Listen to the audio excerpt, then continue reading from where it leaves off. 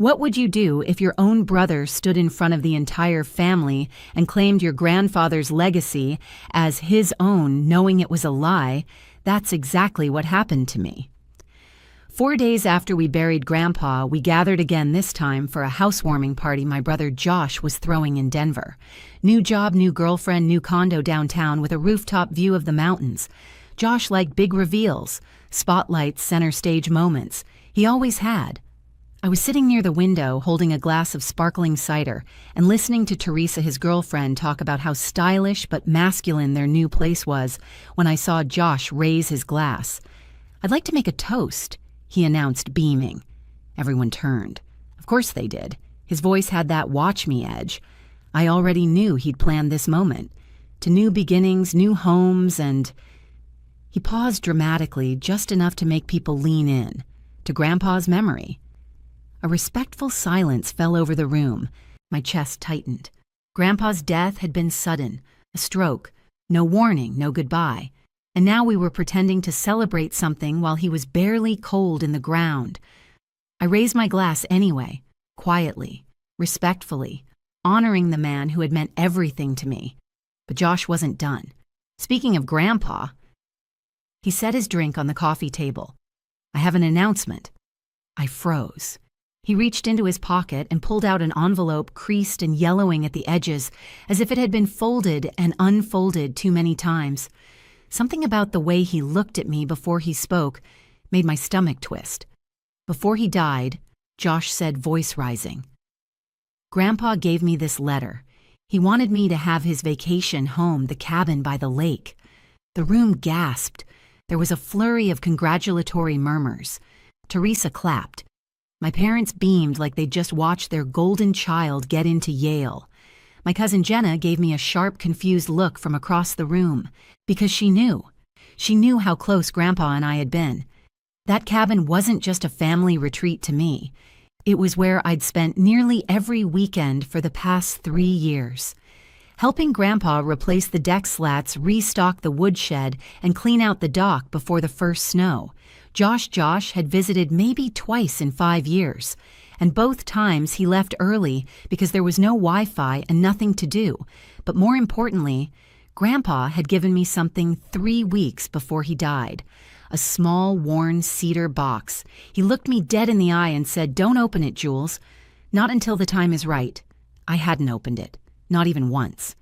Because when Grandpa said something with that voice, low, quiet, serious, I listened, and now, sitting in Josh's shiny new living room, watching him wave some mysterious letter around, I felt that same voice echo in my gut.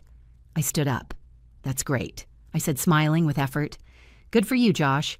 He grinned, basking in the attention. I turned to Jenna. She raised an eyebrow. I gave a tiny nod.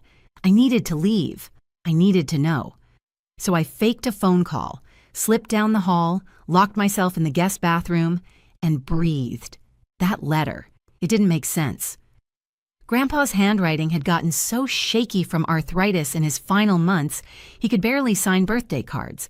But the signature I saw on that envelope, it was smooth, confident, precise. I pulled out my phone and texted Jenna. "Emmy need to check something at home. Can you cover for me?" "Jenna, say no more. You just got called into work." 3 minutes later, I was sliding out the back door while everyone was still toasting Josh's surprise inheritance. The city lights blurred as I drove, not from speed, but from the tears I refused to let fall. Grandpa and we lived in that cabin. He taught me to fish on that lake. We spent summer nights counting constellations. He made chili over the fire pit and told me stories about his wild youth, his heartbreaks, the first house he ever bought. He didn't just love that place, he was that place.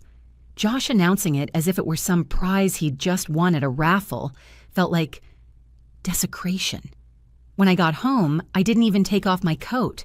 I went straight to my closet, reached up to the top shelf, pulled down the cedar box. It still smelled faintly of tobacco and sawdust. Don't open it until you need to know the truth. I sat on the edge of my bed, heart pounding, hands trembling, and lifted the lid.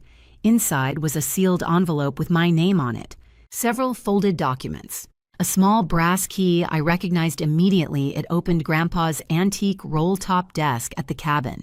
I unfolded the first document and gasped. A notarized deed, transferring full ownership of the lake cabin.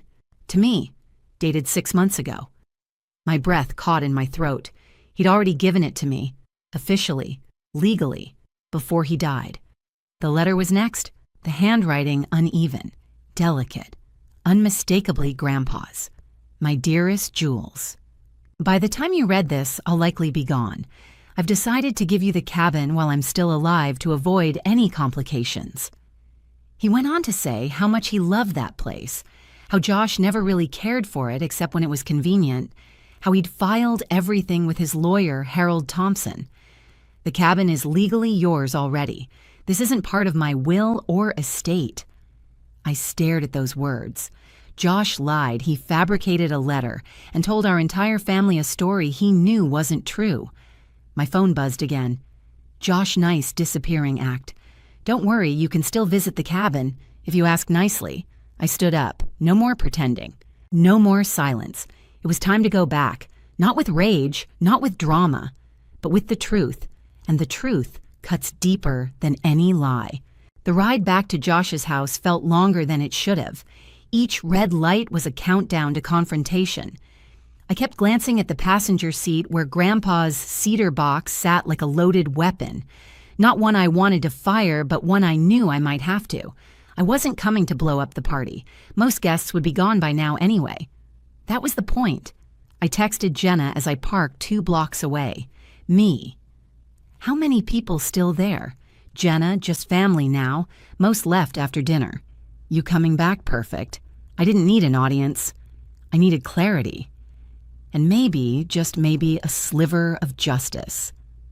I picked up the box and walked slowly toward the house. Each step felt heavier than the last. The box wasn't large, but it carried the full weight of Grandpa's trust and my heartbreak. When I knocked, Josh answered the door. He looked surprised, but not surprised enough. He knew I'd be back. His expression tightened lips, twitching into a smirk that didn't reach his eyes. Work emergency over already, he asked. His tone said what he wouldn't. I know you're here to ruin my moment. We need to talk, I said evenly, stepping past him into the living room. Everyone looked up. My dad was examining Josh's letter again. My mom stood beside Teresa, still talking about potential upgrades to the cabin. Jenna sat on the edge of a chair, clearly tense, waiting. Jules is back, my mom said brightly. We were just discussing Josh's wonderful news about the cabin. I set the cedar box gently on the coffee table. That's what I wanted to talk about. Josh's eyes flicked down to the box. Recognition flashed across his face. His jaw tensed. What's that? He asked, feigning casual interest. Something Grandpa gave me, I replied. 3 weeks ago. He asked me not to open it until the time was right. I turned to him. I think that time is now. Before Josh could object, Dad leaned forward. What is it, Jules? I opened the box. Silence. Carefully, I pulled out the notarized deed and Grandpa's letter. 6 months ago, I said, voice calm but unwavering, Grandpa legally transferred the cabin to me. It's not part of his estate. I laid the deed on the table. Jenna sat forward. Teresa froze. My mom's mouth parted, but no sound came out. Dad picked up the document, adjusting his glasses, his brow furrowed. This is notarized, and this signature is definitely your grandfather's. Josh stood frozen, his face paled. That's impossible, he said, voice cracking. Grandpa gave me the letter. He told me I was supposed to have it. May I see that letter again? I asked. Dad hesitated, then handed it over. I placed it side by side with Grandpa's real letter. The difference was glaring.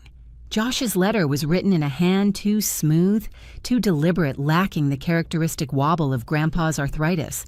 The signature practically traced. Mom leaned in, examining both. She looked up slowly. Josh.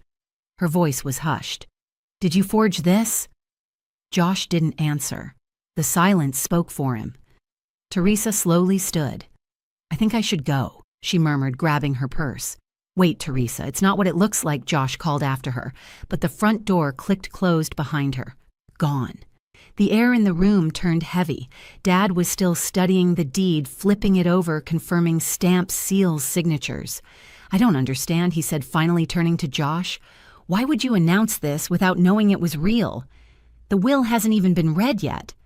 Josh flushed with embarrassment, eyes darting. I was at Grandpa's lawyer's office last week.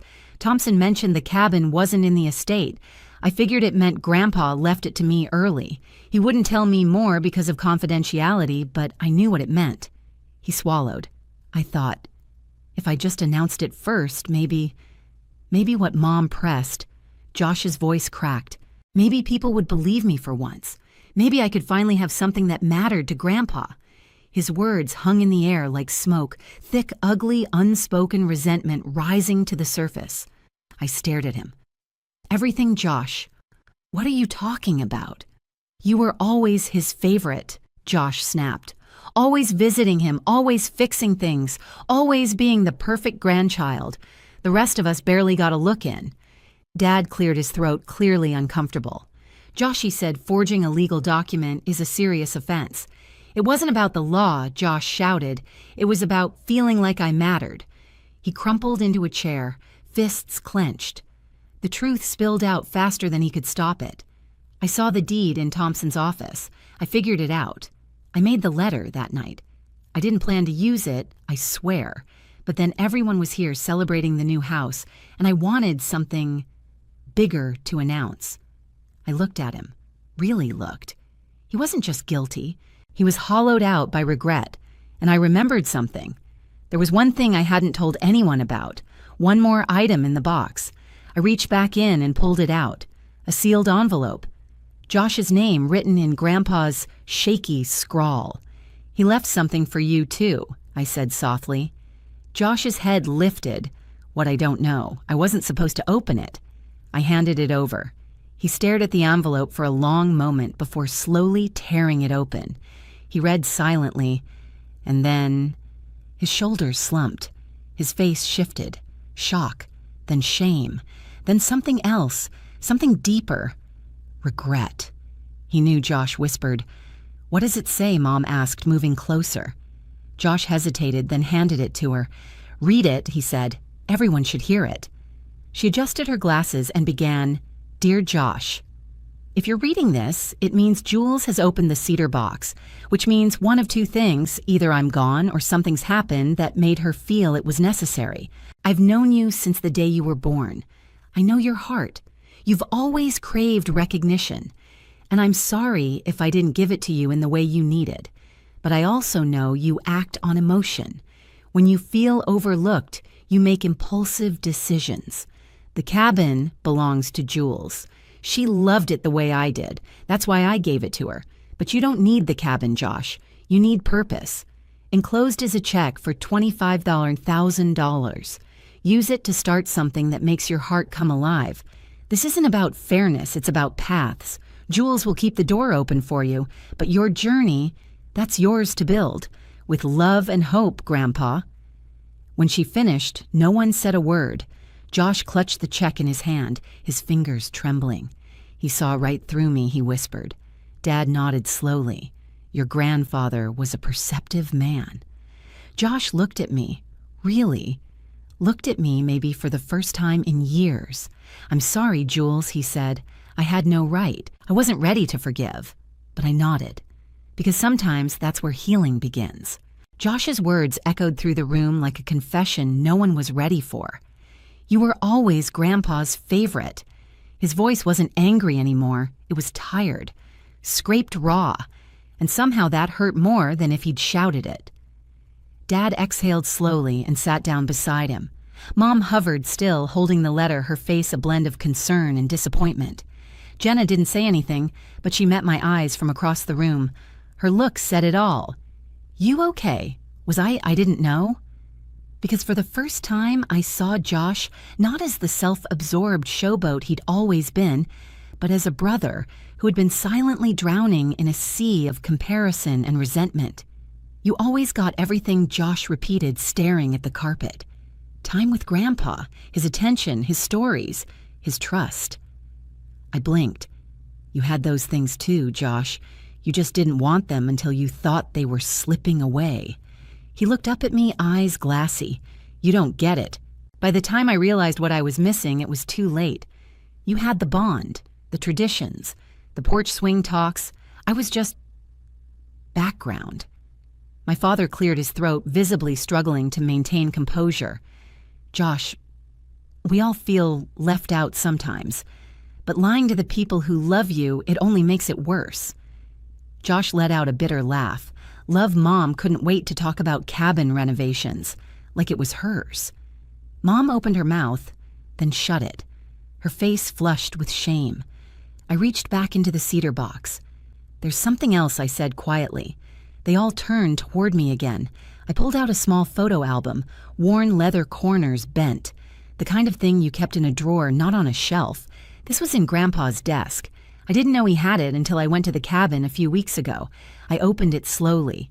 Photos spilled across the pages, Josh and me as kids, building sandcastles at the lake, roasting marshmallows with Grandpa fishing off the dock.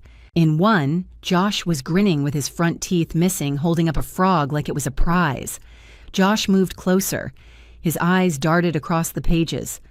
I don't remember most of these. He did, I said. He kept them all. I flipped to the last page. A newer photo, Josh at his college graduation, shaking hands with the dean. I thought Grandpa didn't even come to that, Josh whispered. He didn't, I said softly. But he printed the photo from your Facebook. He showed it to me the next time I saw him. Josh sat down hard like someone had knocked the wind out of him. Why didn't he ever tell me? I think he was waiting for you to come around, I said. He never stopped hoping. There was a long silence. Jenna finally spoke, her voice soft but firm. So what happens now? It was the question hanging over all of us. I closed the cedar box and rested my hands on top of it. Now we try to honor what Grandpa actually wanted. The mood in the room shifted. Tension gave way to something heavier, reflection. Josh nodded slowly.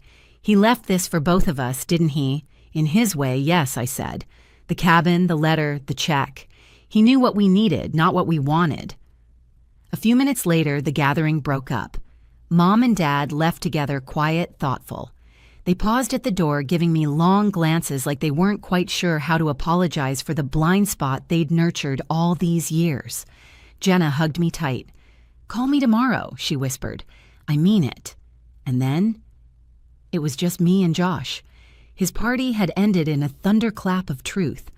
There were half-full glasses on counters, abandoned appetizers on the kitchen island, music still playing faintly from a Bluetooth speaker no one had turned off. Josh moved around the kitchen like a ghost, filling 2 mugs with coffee we didn't really want. He set one down in front of me. "I didn't plan the forgery," he said, voice hoarse. "I found out about the deed, and I was angry. I made the letter that night. Didn't really think I'd use it. Then why did you?" He stared into his mug. "Because when everyone was here celebrating my new place, I wanted more. I wanted something important to announce. Something bigger." I didn't respond. I let the silence fill the space. Silence has weight, sometimes heavier than words. He looked up. "I've always been jealous of what you had with him. You could have had it too." I said, not unkindly. "He wanted that." "I know that now," he murmured. "I just didn't know how to reach for it without feeling like I was second best." I sipped the coffee lukewarm, bitter. Josh glanced at me again. "What are you going to do with the cabin?" It was the first time he'd asked with genuine curiosity, not entitlement. I thought for a long moment. "Keep it as it is, mostly. It needs repairs, but I don't want to change its character." Josh nodded. "Good. It should stay the way he loved it. You're welcome there," I said quietly. He blinked. "Even after what I did, the cabin was meant to bring family together, not drive us apart," I said. "That doesn't mean I'm not still angry or that I trust you completely. But the door is open." Josh let out a shaky breath. "Thank you." We sat in silence again, not tense, not strained, just quiet. Like maybe this was a beginning, a hard one. an earned one. And maybe that was the only kind worth having. I didn't sleep much that night. Even though everything was resolved, my body didn't believe it. My chest still felt like it had been cracked open, and my mind kept replaying Josh's words, Grandpa's voice and the sound of Teresa's heels clicking as she walked out of his life. The next morning I drove. No destination at first. Just needed air, clarity, space. But I ended up exactly where I knew I would. The cabin. Grandpa's cabin. Our cabin. The sun had just begun to crest over the pine trees when I pulled into the gravel driveway. Light filtered through the needles in gold slants. The air smelled like pine sap and earth. 1,000 memories hit me all at once, as if they'd been waiting just out of reach. The porch swing still creaked in the wind. The old fishing rod still leaned by the front door. I reached into my pocket for the brass key from Grandpa's box. The lock stuck like always, and I had to jiggle it just right. Keeps the riffraff out, Grandpa had joked once, his eyes twinkling. Inside, the air was cool and still. It smelled like cedar pipe tobacco and the faint scent of lemon polish. Everything was just as he'd left it. Books on the side table, fishing gear in its corner, and a half-finished crossword on the desk. I stood in the center of the living room and let it all sink in. This wasn't just property. It wasn't even just inheritance. It was history. It was belonging. And somehow, even in the quiet, I could feel Grandpa here, watching, nodding, approving. I took out my phone and texted Jenna. Me cabin's perfect. Not sure how to feel about Josh yet. She responded instantly. Jenna. He's been calling people, trying to explain himself. Your mom's still pretty upset. Not surprised. The fallout from last night's revelations would ripple through our family for a while. You don't undo years of denial and favoritism in one evening, but there was something peaceful about knowing the truth had finally come out, that Josh's narrative had been dismantled not with anger, but with evidence, with dignity, and with love, because Grandpa had planned it that way. The cedar box, the 2 letters, the check, the key, the brag book. He hadn't just written a will, he'd written a lesson. 3 weeks passed, silence, until I got a text. Josh, can we talk at the cabin? Maybe I stared at it for a full minute before responding. Me Saturday, 10 a.m. I didn't tell anyone. When his car pulled up the driveway, I was already on the porch swing with a cup of coffee, watching the lake shimmer in the sun. He stepped out looking older than I remembered. Not physically, but emotionally. Like a man who had finally stopped pretending he had nothing to regret. He approached slowly, holding nothing but his hands in his jacket pockets. This place hasn't changed at all, he said, looking around. That's the idea, I said, nodding to the chair across from me. He sat. We didn't speak for a moment, just listened to the wind rustle the leaves and the soft lap of water against the dock. Then he broke the silence. I've been thinking about what to say for weeks, he said. But everything sounds inadequate. Try anyway, I replied, not cold, but not overly warm either. He took a deep breath. I'm sorry, not just for the forgery, for everything, for being jealous of your relationship with Grandpa, for resenting you instead of looking at my own choices, for acting like a child when I should have been a man. I studied him. Josh was always good with words, but this felt different. Why did you really do it? I asked. The whole thing, the fake letter, the speech, all of it, the truth. He looked out at the water. I thought, if I had the cabin, it would make up for all the time I didn't spend here, like I could buy back the moments I missed. His voice cracked. Stupid, huh? No, I said, sad. He nodded. I used the money, by the way. I blinked. The check. Yeah, Grandpa's gift. I enrolled in a woodworking class.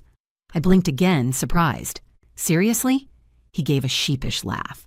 Turns out I'm terrible at it, but I like it. There's something calming about it. Cutting, measuring, creating something with your hands. I finally get what Grandpa meant. That caught me off guard. Josh, who once bailed on a camping trip because his Bluetooth speaker died, was using a chisel and sandpaper. He would have liked that, I said quietly. Josh looked down at his hands. I think he knew this would happen. All of it. The fight, the fallout. He hoped it wouldn't, I said, but he prepared in case it did. We fell silent again. Not heavy silence this time. Thoughtful. Healing. I want to show you something, I said, standing. Josh followed me inside, into Grandpa's study. I pulled out the roll-top desk key, the brass one from the cedar box, unlocked the top drawer. Inside were folders, labeled with names: Josh, Jenna, me, Mom, Dad. I pulled out the one marked Josh and handed it to him. He opened it, and I watched his face change with every page.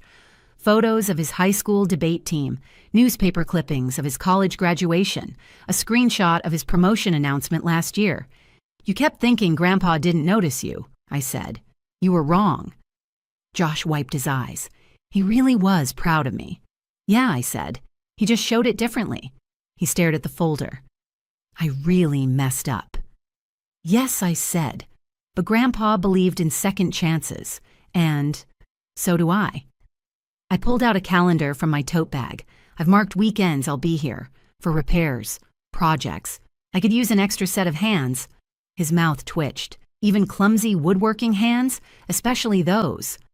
A real smile broke through his solemn expression, and for the first time in a long time I saw not the brother who competed with me, but the one who used to build blanket forts with me in Grandpa's living room. That afternoon we didn't talk about the past. Not really. We talked about sealant types for the dock, about the boathouse's crooked door frame, about which windows needed replacing before winter came, and somehow that was enough. Josh pitched ideas for restoring the old canoe Grandpa used to paddle around the lake in ideas that weren't half bad. I pulled out my sketchbook and drew quick diagrams of what needed fixing. We were quiet but not uncomfortable, focused, cooperative. And for the first time in years, we weren't opponents. We were just two siblings trying to make something last. Later, we sat on the end of the dock with our feet in the water. The lake was glassy and still broken only by the occasional ripple from a dragonfly or a leaping fish. I think Grandpa knew exactly what he was doing, Josh said after a long silence. I raised an eyebrow. You mean giving me the cabin? He shook his head. I mean giving you the responsibility. I frowned. What do you mean? Josh leaned back on his hands and looked at the sky. You didn't just inherit a piece of property, Jules. You inherited his role. You're the one who kept this place alive with him, the one who listened, who learned, who showed up. He didn't just leave you a cabin, he left you the heart of this family. I didn't answer at first. The truth of his words hit me like a stone, skipping across the surface of my chest, echoing down to my ribs. I never thought of it that way, I said eventually, but maybe you're right. Josh looked at me, really looked at me. You always made it feel like home. That's why he chose you, not because you were the favorite, because you earned it. I nodded slowly, accepting that, letting it sink in without defensiveness or guilt, and then I stood up and gestured toward the cabin. There's something I didn't show you yet, I said. In the desk. Josh followed me inside. The late afternoon light filtered through the kitchen curtains in gold bars painting the floor with warmth and memory. We walked into Grandpa's study. The cedar smell was stronger here, mixed with the faint aroma of old paper and pipe tobacco. I opened the desk drawer again and pulled out the thickest folder, the one labeled Brag Book. This is the big one, I said, placing it on the desk. Josh leaned in as I opened it. Inside were dividers, each labeled with a name. Mom, Dad, me, Jenna, Josh. Each section was filled to bursting. For me, there were photos of me and Grandpa fixing the roof copies of my environmental planning articles, a printout of the email I sent him about finishing grad school. But it was Josh's section that I flipped to. See for yourself. He sat down in Grandpa's old leather chair and turned the pages with care. There were newspaper clippings from his high school awards, a photo of him winning a science fair in 7th grade, printouts from LinkedIn. A handwritten note Grandpa had scrawled, "Josh made team lead. Proud." He stared at it in silence. "I didn't know he kept all this," he said quietly. "He kept everything I replied. He just didn't broadcast it." Josh's fingers trembled slightly as he turned the final page. It was a photo of the two of us standing side by side at the cabin 5 years ago, holding paintbrushes, our faces smudged with white primer. "Why this one?" he asked. "I found it on the wall in his bedroom last summer." He said it was the last time we all worked together on something. Said he liked being reminded it was possible. Josh closed the folder. Tears shimmered in his eyes but didn't fall. "Do you think I can still be part of this?" he asked, softly. "The cabin, I mean. Helping take care of it. Helping you take care of it." I studied him. Not the words, but the tone. He wasn't asking for property anymore. He was asking for place. "For now, I'll need you weekends," I said. "But if you show up, really show up, I'll consider letting you manage the boathouse renovations." He grinned through his tears. "That crooked thing, seriously, seriously." We laughed just a little, and it sounded like something unfamiliar but welcome. Like hope. We spent the rest of the day planning. Grandpa's spirit hovered in every corner, quiet, knowing, proud. Josh asked more about Grandpa's last months. I shared stories. Some made us laugh. Some made us sit in silence. But that night, as we sat on the porch with mugs of cocoa watching the stars emerge one by one above the lake, I felt something shift. Not fixed, not perfect, but real. The kind of healing that starts with truth, is watered by regret, and grows, if you're lucky, into redemption. The next morning, Josh was gone when I woke up. But on the kitchen counter, I found a note written on the back of an old bait shop receipt Grandpa had probably left in the drawer. "Thanks for the second chance. I'll be back next weekend with power tools and maybe less attitude. Tell the boathouse I'm coming for it." "Josh," I smiled. Not because everything was fine, but because for once, it might be. I stepped outside onto the porch. The air was crisp. The lake was still. A layer of mist clung to the surface like a secret the water hadn't decided to share yet. I carried my coffee to the dock and sat down. The cedar box was beside me, closed, scarred from years of use, but whole.